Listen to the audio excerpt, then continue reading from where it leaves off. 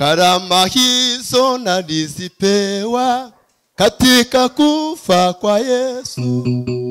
Hakuna oga na shaka humo, hayatakuwa manunguniko. Nakahumo nina starehe, ni heri sana milele. Nakahumo nina starehe, ni heri sana milele. Nakambali ya uzalimu, hatia dhambi hukumu. Na kwa imani nikisimama, adui watakimbia. Nayo mawazo ya giza tupo, hayatapata nafasi humo. Nakahumo nina starehe, ni heri sana milele. Nayo mawazo ya giza tupo, hayatapata nafasi humo. Nakahumo nina starehe, ni heri sana milele. Nafurahia baraka zote za ulimwengu wa roho. Karama hizo nalizipewa katika kufa kwa Yesu. Hakuna oga na shaka humo, hayatakuwa manunguniko. Nakahumo nina starehe, ni heri sana milele. Hakuna oga na shaka humo, hayatakuwa manunguniko. Nakahumo nina starehe, sana milele.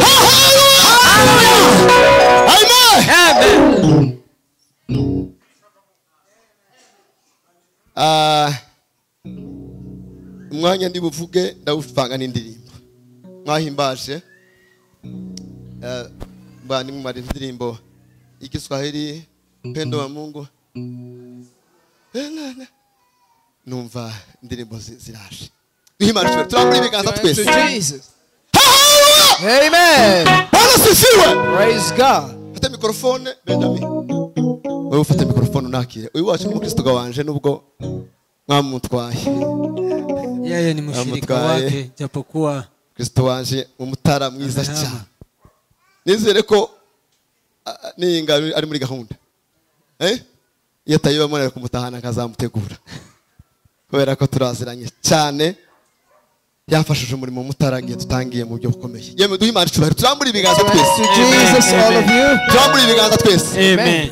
Turambura ibiganza twese. Amen. Hallelujah. Turambura ibiganza twese. Lift your hands to Mwese Jesus. mutega amaboko yanyu, muririmbire yabikoze. Shimwa Mana, urabikwiye gushimwa. Shimwa Mana, urabikwiye gushimwa. Bwana sifiwe.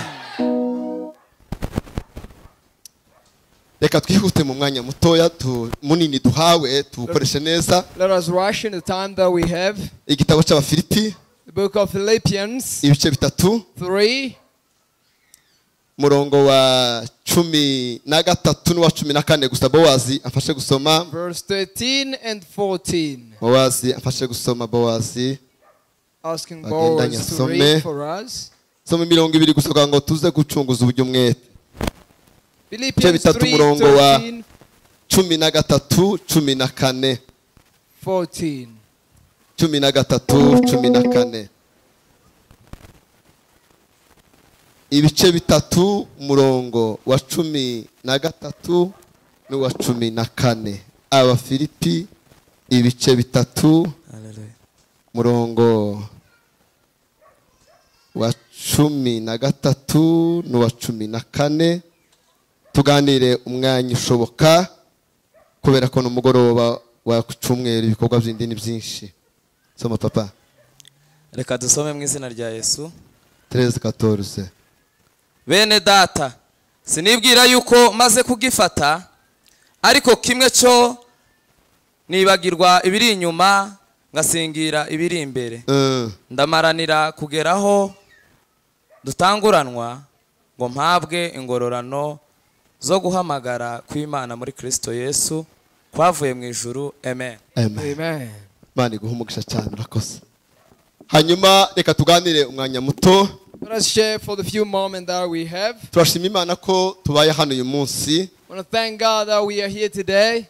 Maranye iminsi itari mike iri deni cyangwa se uyu mwenda wo kuza gusura abavandimwe hano itorero rya Kristo ku isi. We've been with this debt for so long. Kandi Bibiliya ivuga ngo ntimukagire undi mwenda wose. The Bible says that you should never have any debt umwenda w'urukundo. unless the debt of love. Hanyuma rero turashima Imana ko uyu munsi byakunze tukaba turi hano. Imana ihabwe icubahiro. Again, we want to thank God that today we are here. Praise be the name of the Lord. Praise be the name of the Lord. Turashimira iri torero. I want to thank this church. Turabakunda cyane Love you so much. kandi turabubaha We respect you kubera ko muri abagaragu b'Imana. because you are the servants of the Mbere Lord. kuri revera mugenzi wanje Starting from my fellow reverends, n'abapasitori bose and all the pastors, n'abakristo mwese muri rusange. and all the members. Imana yo mu ijuru ibaho umugisha. God bless you. Turashimira mushumba apostle. We want to thank the apostle. Imana imuha umugisha mwinshi cyane. God to bless you so much. Twarabivuganye mu cyumweru cyashize twe twabisabye We talked with him last week ko twari mu ideni because we asked for this twagombaga kwishura. and we needed to pay this debt. Duhuye mu kiriyo cy'ubushize hariya kuri release cya Revera Hekima When we were out of the funeral of nibwo Reverend namusabye uyu Hekima, munsi wa none that's when I requested for this day. ahita ambwira ngo murakaze And neza. say, you are more than welcome. Mushumba turagukunda cyane Love you kandi turakubaha. and we respect you. Imana yo mu ijuru iguha umugisha. God bless you. Reka dukomere abavandimwe ba hano amashyi menshi Clap for cyane. their- Ndashimira abo twagendanye bose. I want to thank the people that I came with. Itorero Jerusalemu Church of Jerusalem, mpereye ku bashumba starting from pastors. ciye bugufi ku bwanyu I humble myself before you hamwe n'abakristo bose. and all the members. Korali Alliance, The choir, Alliance Choir, Korali Agape the Agape Choir, hamwe n'abagabo b'ibitoro n'abamama b'ibitoro bandi batari muri ayo the makorali men and women of the church, n'urubyiruko rwose rutari muri ayo makorali. and the entire youth, Namwe duciye bugufi ku bwanyu cyane humbled before you as kuko uyu well. munsi mwari kuba wenda muri no mu bindi byanyu. Because probably you might be somewhere Imana else. ibaho umugisha guha agaciro uyu munsi. God bless you to validate this Abantu day. twahuriye hano mwese Imana ibaho umugisha. All the people we met here, Reka God dukomere Imana bless you. amashyi menshi. Clap for the Lord. Hanyuma Again, nagira ngo tuganire ijambo rindi ku mutima. I want us to speak the word which is on my heart. Mwahimbaje You sang, mwamara guhimbaza and after singing, numva nshatse guhindura sije. and I felt like I want to change the Tekereza ko topic. tugiye kuganira hejuru yo kuramya no guhimbaza Imana. And I thought I want to speak about worship and Tuganire praising God. akamaro ko kuramya no guhimbaza Imana. The value of worshiping and Ariko praising nanone God. iri jambo kubera ko ryo riri ku mutima cyane. Because this is the word that is mostly on my Narivuze heart. n'iwacu mu gitondo umwanya ushoboka. Spoke it in the morning home. Tugiye kuganira hejuru y'ubuzuke. We're going to speak about revival. Hejuru y'ubuzuke. The revival. Hejuru y'ubuzuke. The revival. Impamvu iri jambo Imana ishyira ku mutima, The reason that God laid this word on my heart, abakiri ubuzuke mbere, people who received the revival uburyo before, ki babwakiriye, how did they receive it, n'uburyo ki babwitwayemo, and the way they walked through the revival, zagiriye isi umusaruro cyane. helped the world a lot. Isi igira umusaruro mukomeye kubera ubuzuke The bwaje. entire world benefited because of Hanyuma the revival. generasiyo yacu ya none And then our now generation ntabwo ibyitayeho.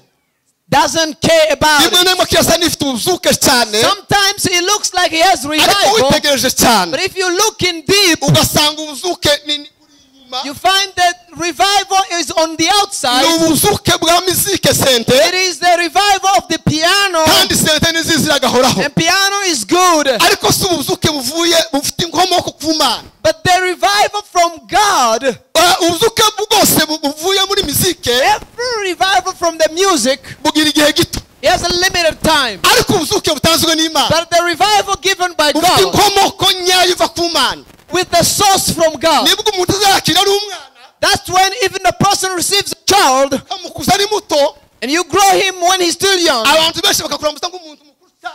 And when he's still young, people Kubera ko treat him as ubuzuke old. Because the revival, Ni ikintu gikomeye cyane mu buzima bwacu. it is something very powerful in our Reka lives. tubuganire twihuta rero. Let's speak about it as we rush. Turi kumwe ba? Are we together? Clap for the Lord. Imana ibahe umugisha. God bless you. Hanyuma ubuzuke Now, the revival. hari ibintu biranga, ni byinshi ndavuga bine cyangwa bitatu, nimara mvuga akamaro k'ubuzuke amagambo nimara zo gusoza. There are things that classifies the Hari ibintu revival. biranga umuntu uri classify somebody in the umuntu revival. uri mu buzuke Person in the agira revival ibimenyetso has signs and tokens. agira ibimenyetso Has signs. kandi ibimenyetso The signs, si igisirimba it is not dancing. kandi si kibi And it's not bad.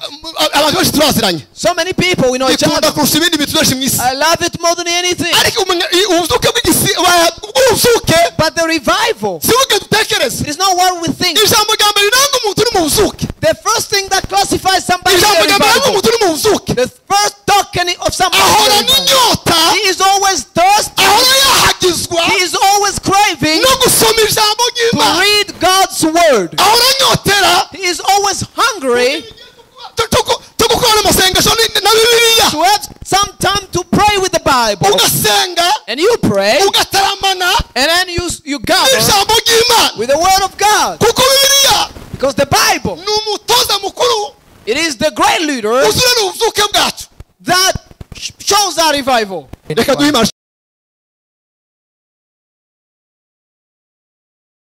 cyubahiro Acha tumpe Bwana cyane utukufu. haleluya Haleluya. rero ubuzuke Kwa hiyo uamsho urangwa no kugira inyota yo gusoma ijambo ry'imana inasirishwa na kusoma neno la Mungu. abasore bacu ba none Vijana wetu wa leo, abahungu bacu ba none vijana wavulana wa abasore leo, bacu abahungu n'abakobwa ba none vijana wetu wavulana kwa wasichana bari kure cyane wako mbali sana n'ijambo ry'imana na neno la Mungu. begereye senta Wamekaribia sente, begereye senta wamekaribia keyboard, begereye keyboard wamekaribia keyboard, ariko ijambo ry'imana lakini neno la Mungu barirangiza kure cyane waliangalilia mbali sana. ubuzuke bwacu Uamsho wetu, ubuzuke bwanyu uamsho wenu urabase inahesabiwa, urabase imehesabiwa, ariko umuntu wagize ubuzuke lakini mtu mwenye uamsho ushingiye mu ijambo ry'imana ambayo inasimamiwa kwa neno la niwe Mungu, usugenda yeye ndiye anatembea mu gitondo asubuhi, agatohagira anazirika yeye nimugoroba ajioni, agatohagira anazirika mbichi, kubera ko ubuzuke bwe kwa sababu uamsho wake ushingiye mu ijambo ry'imana uko katika neno la Mungu, ushingiye mu ijambo ry'imana uko katika neno la Mungu, ushingiye mu ijambo ry'imana uko katika neno la Mungu.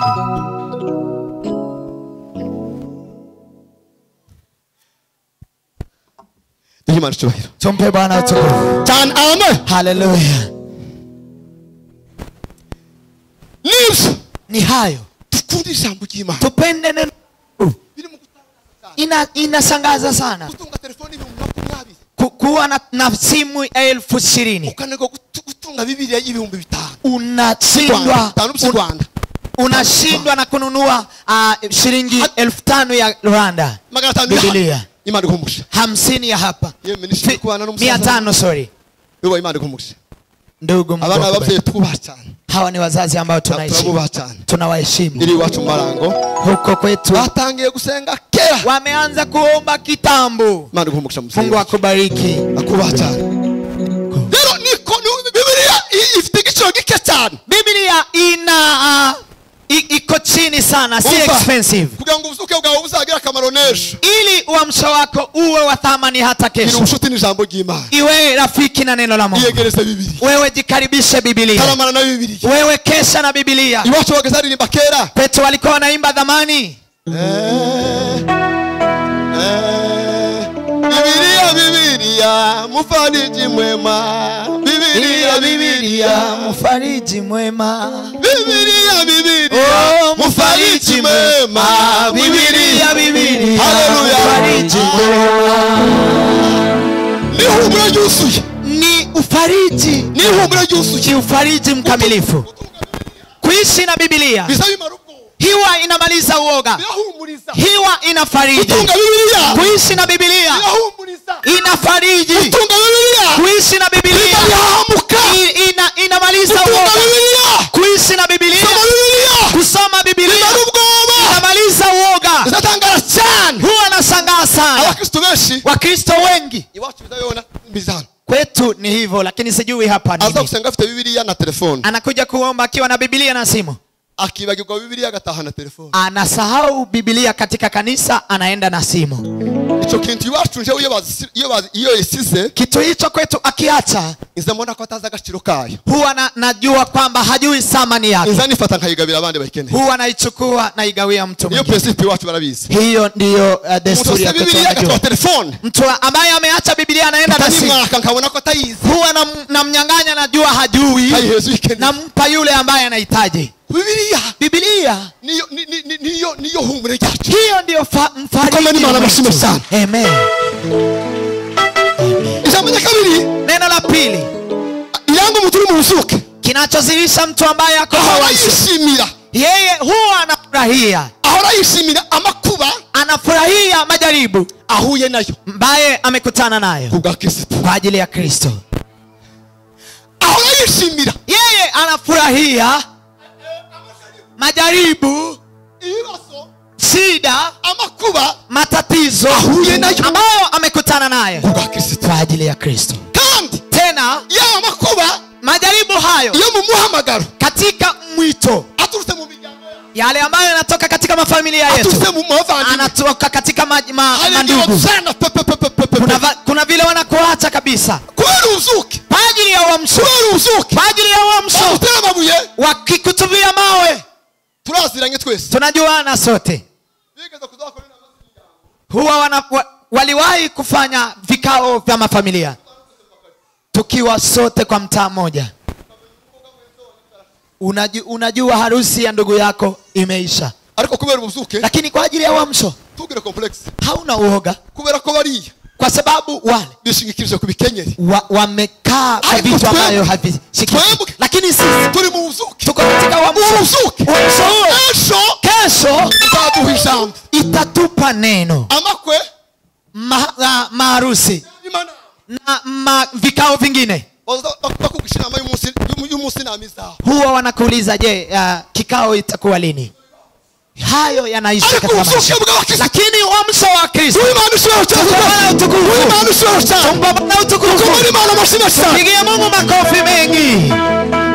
Mu buzuke rero Katika uamsho tunafurahia yale yanayotusumbua John, twishimira ibitubasa, tunafurahia yale ambayo yanatusumbua kubera ko kwa sababu ibyishimo by'abana b'Imana furaha ya watoto wa Mungu 141 muri okovu ya 104 katika ukovu yaravuze ngo furaha yetu amesema ibyishimo byacu itabakia ibizahoraho ikiwa vyote vimetoweka, nubwo byose bizaba byashize. ibyishimo by'abari mu buzuke, Furaha ya wale wako kwa uamsho nubwo iwacu watwibagirwa, angalau kwetu watusahau ubuzuke kwa sababu ya uamsho. furaha yetu itabakia, Sisi tuko furaha yetu itabakia, sisi tuko tushime imisi yose. tunafurahi kila siku. Paulo aravuga mu gitabo cy'Abaroma Paulo akasema katika Warumi, ngo twishime amakuba yacu, sisi tunafurahia majaribu twishime yetu, amakuba yacu, tunafurahia katika majaribu kuko yetu tuzuka amakuba yacu kwa sababu tunajua majaribu yetu adutera kunesha ibitugerageza, yanatusababisha kushinda majaribu. kunesha ibitugerageza Kushinda majaribu adutera ibyiringiro, inatusababisha matumaini, izo byiringiro, tena matumaini hayo, izo byiringiro matumaini hayo ntabwo bizabikoze isoni wa, ntabwo bikoze isoni wa, havituharibishi kamwe, kwa sababu ni matumaini yanayosimama vizuri. Tumpigie Mungu makofi.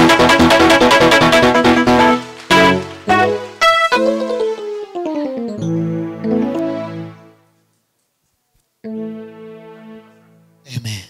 Amen.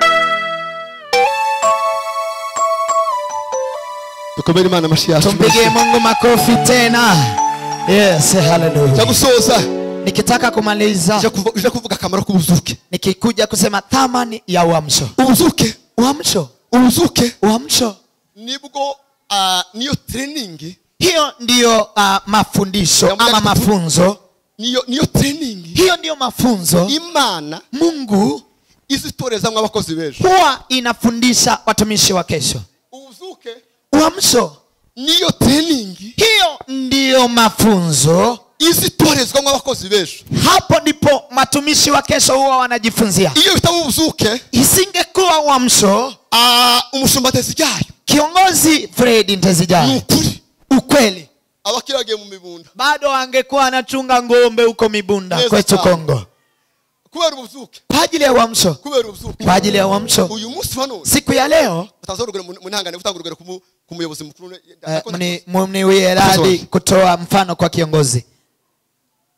ndamuruta mu myaka, Namzidi kwa miaka, uko ndavuga turanga ariko ndamuruta, lakini anasema tunalingana, lakini namzidi kidogo.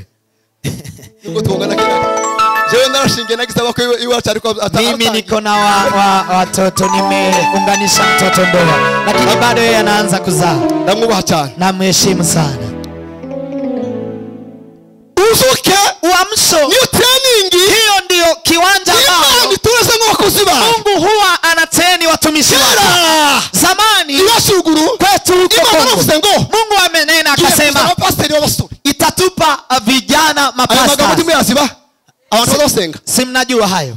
299 abantu basenga barayazi 99 wale waombezi wanajua. ngiye kuzana pasiteri b'abasore Mungu alisema nataka kuwaletea mapasta vijana ngere bagarure revive ili warujishe uamsho, kwa sasa bacu kwa sababu wazee wetu barashosha kindege walikata tamaa. Imana ngo ngikuzana abapasiteri b'abasore. Mungu akasema anataka kuletea vijana wa pasta. Ibi turi mukubanga abasore ngo banone Haya tunasema vijana wa leo nuko mutasenze hamjui, hamjaomba. ariko umuntu wasenze Lakini mtu ambaye ameomba aziko abapasiteri b'abasore anajua vijana baje mapasta mu gihe cyabo wamekuja pa nafasi yao, wamekuja pa nafasi yao. uzuke Kwa hiyo uamsho iyo training hiyo ndio tena, niyo shuri hiyo ndio shule. Imana tuweze Mungu anafunza mapasta wa kesho, hanyuma alafu wanarudisha utukufu wa Mungu, wanarudisha uwema. Mungu wetu wa ajabu. Amen. Mungu wetu wa ajabu. Mungu wetu wa ajabu. Mungu wetu wa ajabu.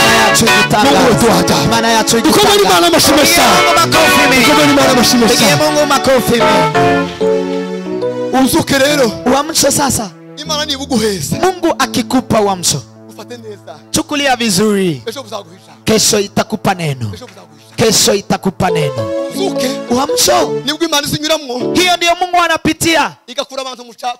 Inatoa watu mavumbini. Igakura abantu ku chafu. Inatoa watu mavumbini. Ikabicazanya. Inawaketisha Nibikomagoma. na wafalme. Wewe uzuke. Kwa ajili ya uamsho. Bima shwahiro. Tumpe Bwana utukufu. Haleluya. Bwana sifiwe. Amen. Bima tuamri ngana twese. Tupandishe mikono sote.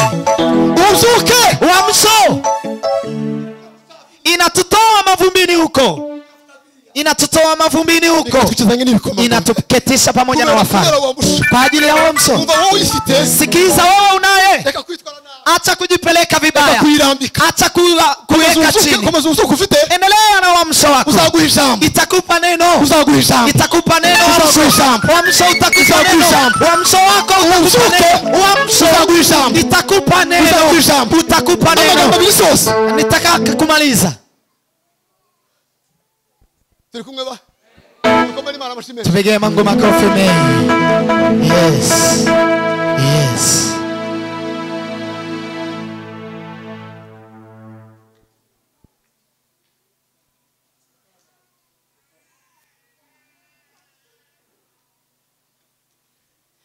Patubuzuke neza. Shikilia vizuri uamsho. Abaririmbyi bagenzi banje. Waimbaji ndugu zangu. Imyaka yanje hafi yose mu kanisa. Miaka yangu yote kanisani. Nayimaze kuri mikrofoni. Niimaliza kwa kipaza sauti. Mimi sijasema sijahubiri. Tangu mimi niishi. Mimi mnapiga kelele eti hamjahubiri. Mtu yule ambako kwa uamsho atanena atete eti sijahubiri. Atapunguza kilo 5 za uamsho. Hiyo ndio kweli ya Wakristo. Mimi Apostle ananijua na wengine wanajua hapa. Mimi niliimba tu. Hakuna kitu kingine nilifanya. Nikaimba tu. Nikaimba kwaya. Nikapiga magoti nikaomba. Mungu akanena. Mungu akanena. Siku ya leo. Yule ni naye mimi. Kutoka mahali vinatokea. Ni katika kwaya tu. Ni katika kwaya. Ninyi mnakuja kuimba kwaya. Bukuru kuja. Tunajuana. Akamabona ko yatinze gusenga ku pastor. Anaona amekaa kuombewa kwa upasta. Ntagirira rya afsari koreka mutangurugwe n'umuvandimwe. Acha nitoe mfano tu, yeye haja. Tumeseka umuririmbyi mwiza. Mwimbaji mwema. Ayoboye Voice. Anaongoza Voice ulimwengu mzima. Ukukera kwa sasa afite imitura. Akona watu wengi. Ni kutabandi waheza akachupa kama mazi. Kwa nini wengine wawape maji? Ka 20. Maji ya 20. Chukua.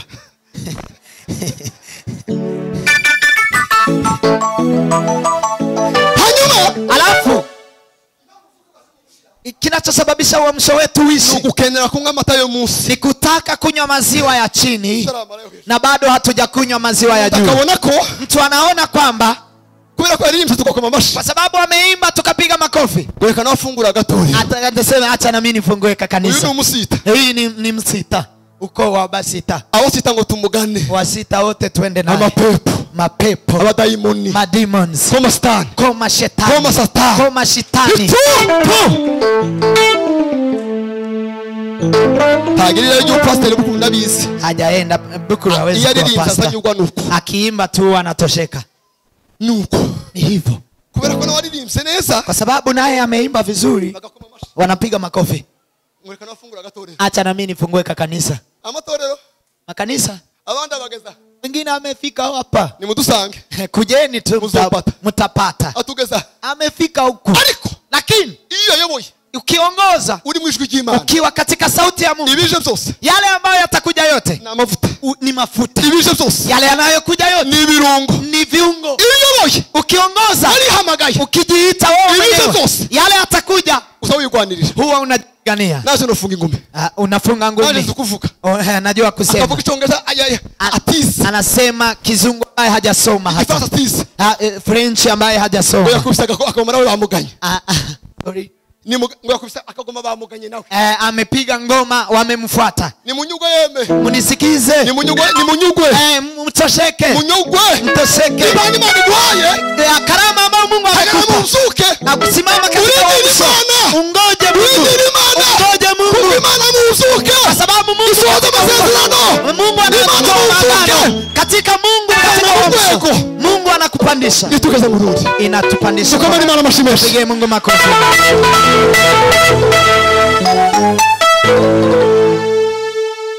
cyangwa gangi maze gusoza Ya mwisho nikitaka kumaliza. akamaro k'ubuzuke Thamani ya uamsho. yeme tanga yo murakire Mtandao. Bwana sifiwe ayi video yose Bwana sifiwe muzuke Katika uamsho wa ndugu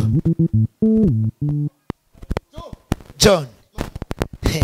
dirada kwa papa seba twongera intiyabirari ry'ubuyobozi kabisa Kwa baba seba tu hakuna. kabuza zadukane wenyine Wewe ulaleta. ariko dizone narukumbuze Lakini ndizo nina rukumbuzi. ndabazi Na wajua. ibagirira ry'ubuyobozi Hawana hayo. yeme Wa ndugu. ngoma wa pastor Apasta. nimuze mbasengere mu baba Mkuje. mfite ujishinga ubwo burenganzira Mimi nina nina naza musengere ubunyine yule anahitaji upasta akuje nimwombee sasa. Buganda ubushize umugabo umwe yarabukeneye cyane abona ntibamwitayeho Kuna mtu mmoja alihitajika sana akaona hawajamhitaji. aja mu isoko Akaenda sokoni. agushati pastorali Akanunua shati hii Uche ya mu mapasta. gitondo. Asubuhi abari yavyukana akaamka nayo.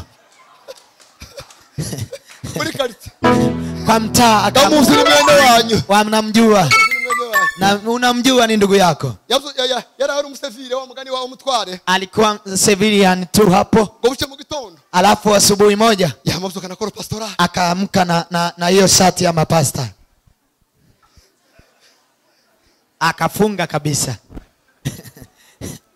Shangao.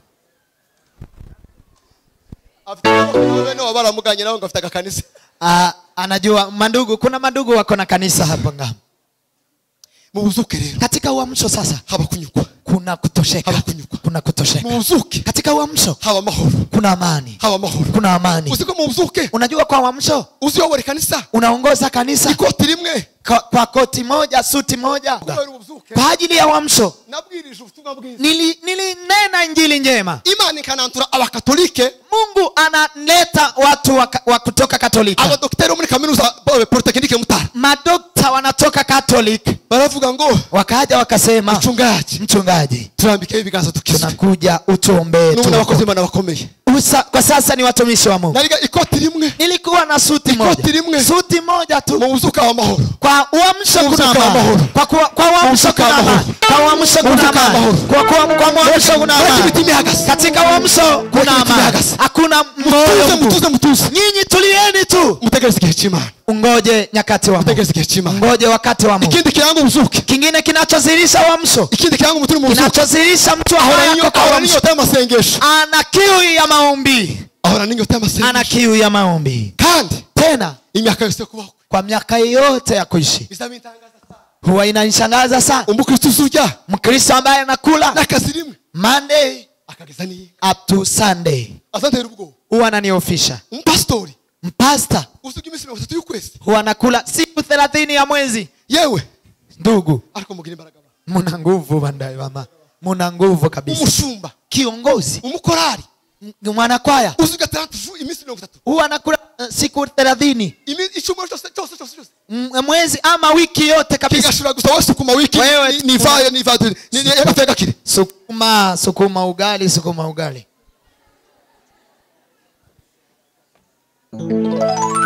abari mu buzuke Wale ambao wako kwa uamsho bagira inyota y'amasengesho wana kiu ya maombi. aho mu bukarimo gusenga Imana Anasikia ukosefu wa kuomba. Anasikia ngo bageze iyo bashta hakuna kusema tumefika mahali. abashumba ngo bareze kuruka ukundi Viongozi wanasema nimefika. bageze iyo bashta Anakaa anasema Bageze iyo basha. nimefika mahali Iyo gusenga Imana. nimefika. Sisi tumeomba.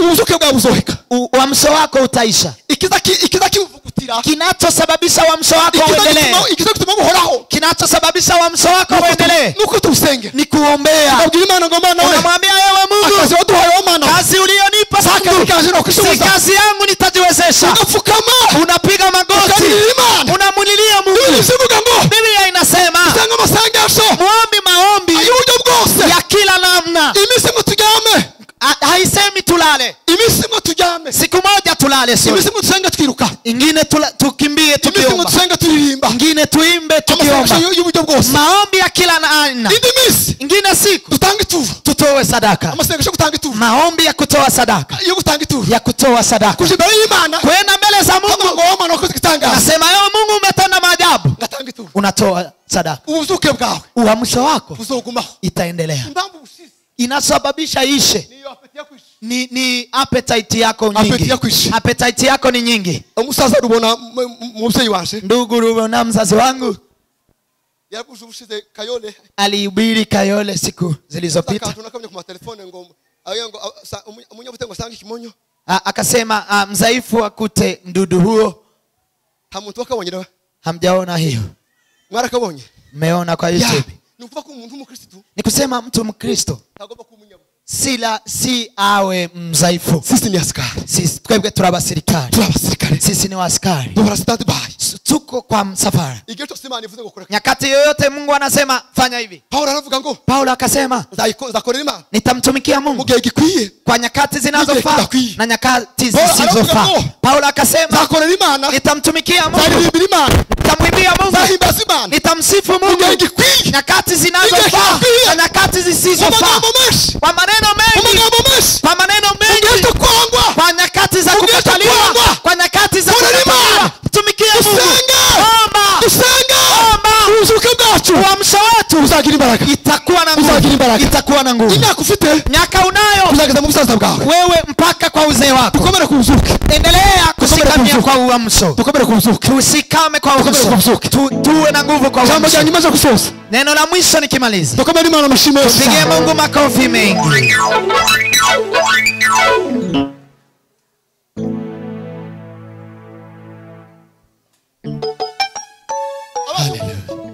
Sorry. abanzi b'ubuzuke Maadui wa uamsho. reka maze amagambo gusa nkatatu akamaro k'ubuzuke Acha niseme maneno matatu tu ya faida ya uamsho. akamaro k'ubuzuke Faida ya uamsho. akamaro k'ubuzuke Faida ya uamsho. akamaro k'ubuzuke Faida ya uamsho. mu buzuke Uamsho. mu buzuke Katika uamsho, nico gihe hiyo ndiyo wakati duhabwa amasezerano tunapopewa agano zetu. Imana ivugana natwe Agano ambayo Mungu ameagana nasi. Imana ivugana natwe Mungu anaongea nasi. yaravuze Gerardine Gerardine muimbaji ameimba akasema, ngo umukobwa msichana wasenze Imana ambaye ameomba Mungu ngo tugapfe kumuvogera usimkanyage kubera kanyage ko tu, yibiseho kwa sababu anajiwekelea amasezerano y'Imana agano. amasezerano y'Imana Ana agano za reka Mungu. kuvuga ijambo abiri sosa Acha nimalizie kwa maneno haya mawili. abanzi b'ubuzuke Maadui wa uamsho. umwanzi wa mbere Adui wa kwanza wa uamsho. umwanzi wa mbere w'ubuzuke Adui wa kwanza wa uamsho ni ni dhambi.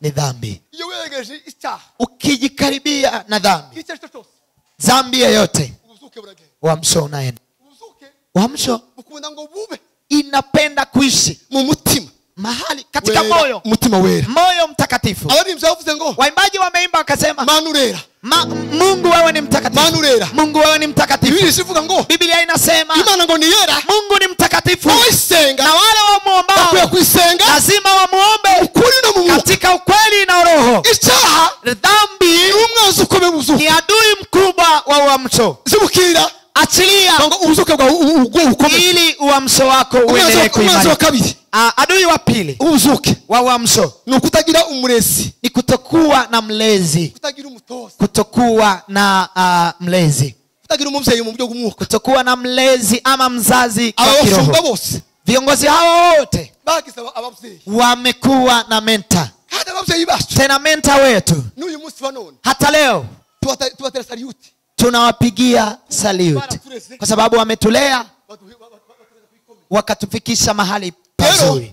Kwa hiyo mubuzuke katika uamsho ugira umuvyeyi, uwe na menta, ugira umuvyeyi. uwe na menta. Jambo rya nyuma Neno la mwisho cyo gusoza, umwanzi w'ubuzuke adui wa uamsho n'urugomo, ni inshuti mbi, marafiki wabaya, inshuti mbi, marafiki wabaya, inshuti mbi, marafiki mabaya. niwe mwanzi w'ubuzuke. Hiyo ndiyo adui wa uamsho. Ubuzuke Uamsho bwanga urugomo, inakataa marafiki mabaya. nukenera kuramba gutina n'ubuzuke bwawe, Ukitaka kuishi na uamsho wako milele, uzisunga Imana wenyine, wewe karibia Mungu ukiwa peke yako. uzisunga Imana wenyine, Karibia Mungu peke yako. uva.